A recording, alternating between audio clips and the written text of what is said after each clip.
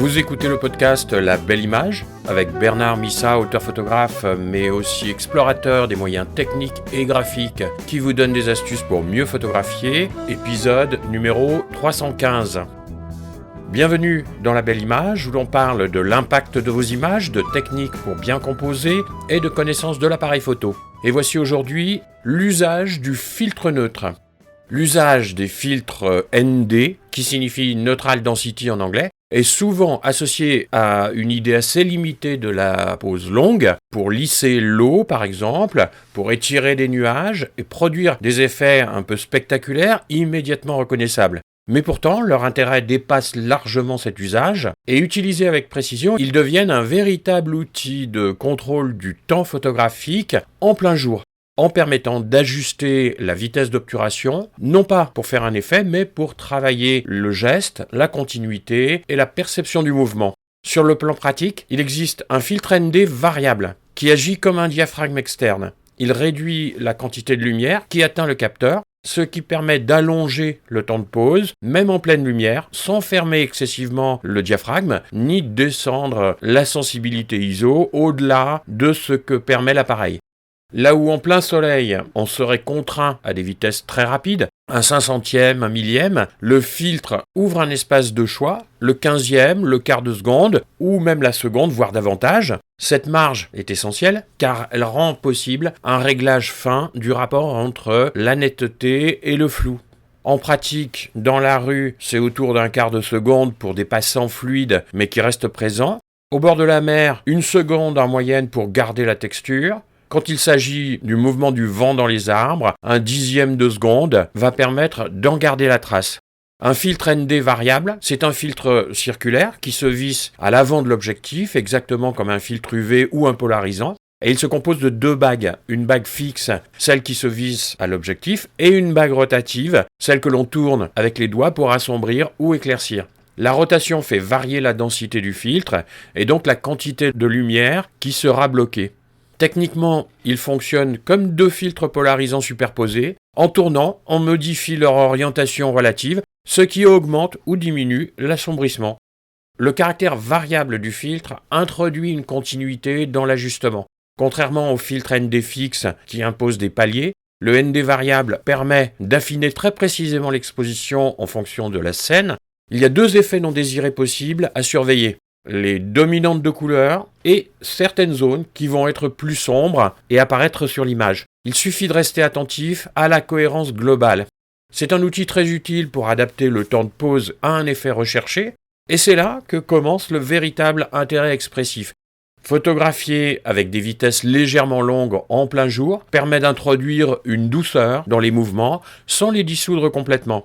Un passant n'est plus figé, mais il n'est pas non plus effacé. Il devient une présence fluide dans le cadre.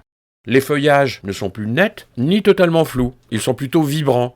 L'eau ne disparaît pas en surface complètement lisse, mais elle conserve une structure tout en gagnant une certaine continuité. Ce type de rendu évoque moins la démonstration technique que la perception elle-même. Il s'agit de rendre sensible la durée, non pas comme une abstraction, mais comme une expérience visuelle. Le filtre de densité neutre devient de cette manière un outil pour traduire une sensation, le passage du vent, la densité d'un lieu, la lenteur d'un geste. On peut rapprocher cette démarche de la peinture de Turner par exemple, où la lumière semble dissoudre les formes sans jamais les faire disparaître totalement. Les contours se relâchent, les éléments se mêlent, mais une structure persiste. Ce n'est pas une perte d'information, c'est un déplacement de l'attention vers l'atmosphère générale de l'image. En photo, une pose légèrement allongée en plein jour produit un effet un peu analogue. Les formes cessent d'être très strictes pour devenir plus sensibles. Chez certains photographes, cette approche est poussée plus loin, comme avec Michael Kenna par exemple. Les poses longues vont épurer le paysage et le réduire à des masses calmes et méditatives. Et chez le photographe Hiroshi Sugimoto, lui photographie sur des durées extrêmement longues qui fusionnent la mer, le ciel, jusqu'à effacer toute distinction. Dans ces 2 cas, le temps n'est pas un effet, mais il devient le sujet même de l'image. Ce que je trouve intéressant avec le filtre ND en plein jour, c'est qu'il permet d'exposer dans un registre intermédiaire. On n'est pas obligé d'aller vers des pauses de plusieurs minutes. Une demi-seconde, 1 seconde, parfois 2 secondes vont suffire à introduire une qualité particulière du mouvement. C'est un espace discret, mais qui se révèle très riche, celui où l'image reste lisible tout en étant transformée quand même.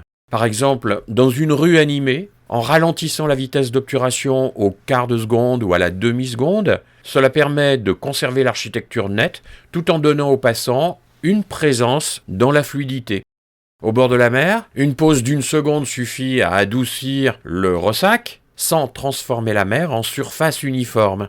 Dans un paysage venteux, le 10e de seconde peut faire vibrer les herbes ou les feuillages en donnant une impression de souffle plutôt que de fixité figée. Ce type de pratique demande une certaine attention particulière au moment du déclenchement, contrairement à la pause très longue où le temps fait le travail. Ici, tout se joue dans un équilibre précis entre les sujets fixes et les sujets en mouvement. Le geste du photographe rejoint celui du sujet. Il s'agit de capter une continuité en prenant soin de ne pas la fabriquer trop artificiellement. Au fond, utiliser un filtre ND variable de cette manière revient à redonner au temps sa place dans l'image, non pas comme un effet spectaculaire, mais comme une composante sensible de la vision. On ne cherche pas à montrer quelque chose d'extraordinaire, mais à rendre perceptible ce qui d'ordinaire échappe à l'œil. La durée d'un mouvement, la respiration d'un lieu, la transformation continue du visible. Si vous appréciez mes podcasts et que vous pensez pouvoir encore améliorer vos images, je vous propose un point de vue extérieur sur vos photos et des idées pour progresser dans votre expression graphique. Vous trouverez le lien sur le site l'écoledephoto.fr, rendez-vous en ligne. Je vous guide à partir des images que vous m'envoyez, en utilisant les outils graphiques et techniques spécifiques de la photo, vers une possibilité d'expression visuelle personnelle plus complète. Je serai ravi de vous aider à soutenir votre expression. À bientôt!